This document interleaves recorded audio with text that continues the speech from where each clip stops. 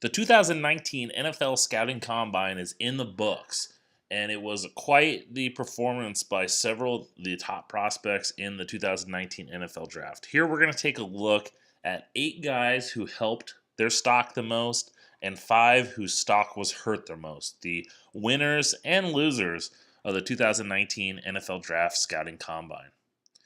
The first winner is Mississippi State defensive end Montez Sweat. Sweat is 6'6", 260 pounds. He ran the 40 in 4.42 yards or seconds. That's pretty amazing. Odell Beckham Jr. didn't even run it that fast. And as I said, Sweat is 6'6", 260 pounds. He didn't stop there. He had a 225-inch broad jump, and he did his 3-cone drill in 7 seconds. That 3-cone drill is important because it tends to show your change of direction and bend. And the 7-second mark has kind of been that threshold that the elite pass rushers tend to have under that 7 seconds. So him being at 7 seconds is tremendous for him. Montez Sweat has had an amazing pre-draft process. He was one of the best players at the Senior Bowl. Now he goes on and has one of the top combines. We're looking at Montez Sweat being a possible top 10 pick now, and it'd be hard to see him fall out of the top 13 picks. The player who helped his stock the second most is Iowa tight end Noah Fant. Now, we knew Noah Fant was going to go ahead and test well, so that doesn't make it any less impressive. He had a 4.50 40-yard dash, and that's coming from a tight end who's 6'5", 250 pounds. Him and his teammate T.J. Hawkinson have been battling back and forth to who's the best tight end in this class. Fant tested better all around. In the drills, Fant also looked flawless. He ran smooth routes. He caught the ball nice. He just solidified himself as a first-round pick and easily is one of the best. He's either going to be the first or second tight end taken in the NFL draft. The third player who helped himself the most is Mississippi wide receiver DK Metcalf. DK Metcalf has been a popular name in the NFL draft community, putting up highlight reel catches, game in and game out. He's a physical freak, and we knew he was going to do well. At 6'3", 228 pounds, he almost burned Twitter to the ground with his performance. He ran a 4.33 40-yard dash. He jumped 40.5 inches. And as I said, that's at 6'3", 228 pounds. And he had a 1% body fat. Now, the thing that I really liked out of DK Metcalf was when he ran his routes, he showed that he has the potential to develop into a better route runner than a lot of people were thinking.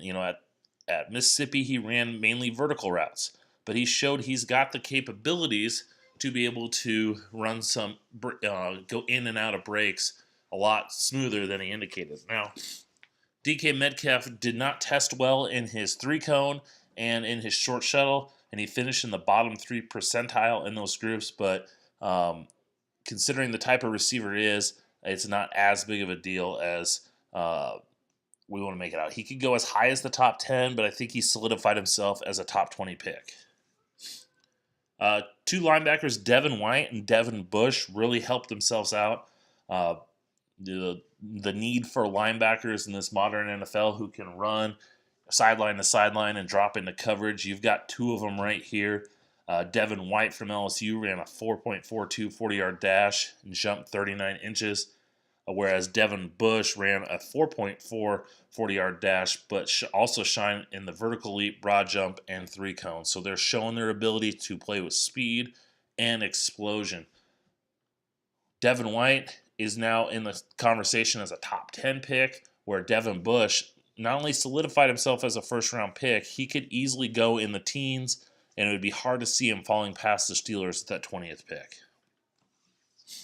A cornerback that really helped themselves out is Justin Lane from Michigan State.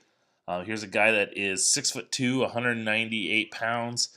He measured in with 33-inch arms and ran a 40 in 4.50, 4.5.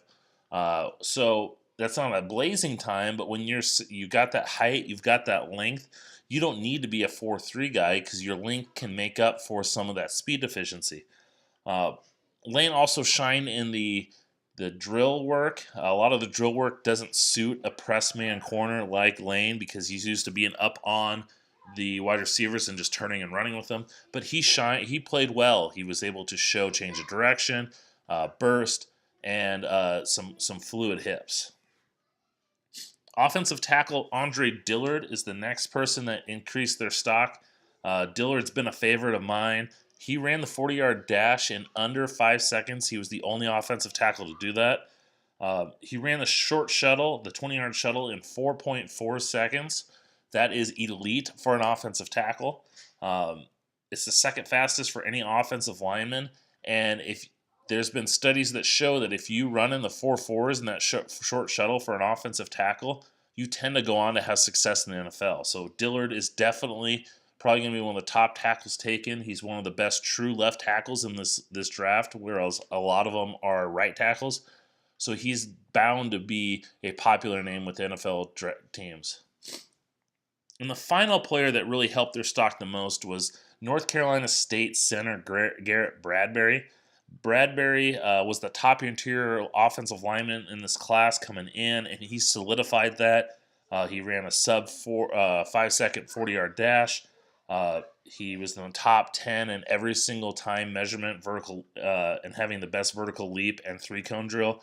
And then just on the field, he looked the best offensive lineman out there. He changed direction well. He moved laterally. He was able to pull with ease. So he's definitely going to be one of the top centers taken, possibly a top 20 pick, but he's going somewhere in the early 20s.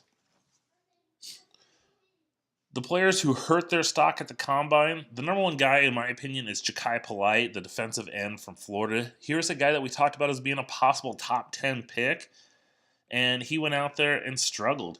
He had the 4th worst 40-yard dash time and the 5th worst vertical leap amongst the edge pass rushers, and then he pulled himself out of drills and didn't do anything else. During his media sessions, he crushed NFL teams for being mean to him and only talking about his bad play. There's reports out there that some negative reports out there about how he talked about his former coaching staff and his effort levels. So you were looking at Polite from going from a possible top 10 pick to maybe not even going in the first round anymore.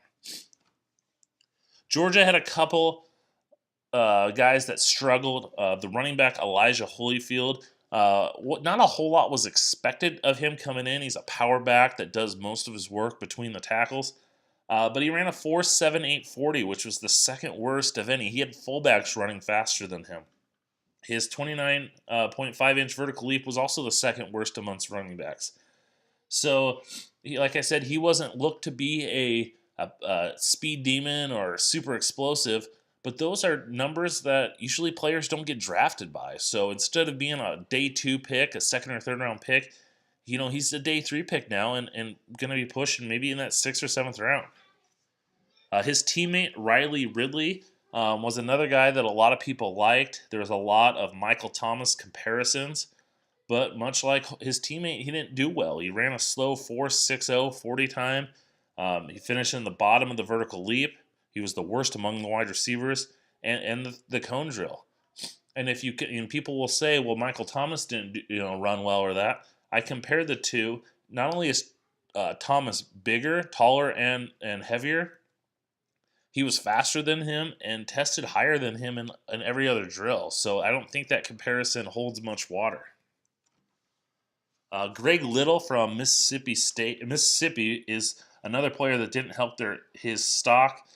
He ran the second slowest 40-yard dash time in the entire combine. His vertical leap was the 5th worst in the entire. I get that he's an offensive lineman, but 6'5", 310 pounds. He was noted to be an athletic guy and a guy that, with his length, he was going to be a first-round pick. He even looked sloppy in the position drills. He didn't get good depth. He didn't move very smoothly. Another guy that I think is dropping out of the first-round conversation. And the 5th player that really hurt their status at the combine was Devin Singletary from Florida Atlantic, another player who was getting some big-time comparisons to him, it was LaShawn McCoy. Uh, Singletary struggled. He ran in the bottom three of the 40-yard dash, the broad jump, the short shuttle, and the three-cone drill. He's known for his lateral agility and being able to make defenders miss, but we got to look back at, was he just feasting on some bad defenses in Conference USA? And if he's able to make a guy miss, what can he do much after that? So once again, a guy that was getting second, third round value, maybe we're looking in that 5th, 6th, or 7th round. Make sure that is the winners and losers of the 2019 NFL Scouting Combine. Make sure you hit that subscribe button for more content. Make sure you follow me at draft_Brian on Twitter, and thanks for watching.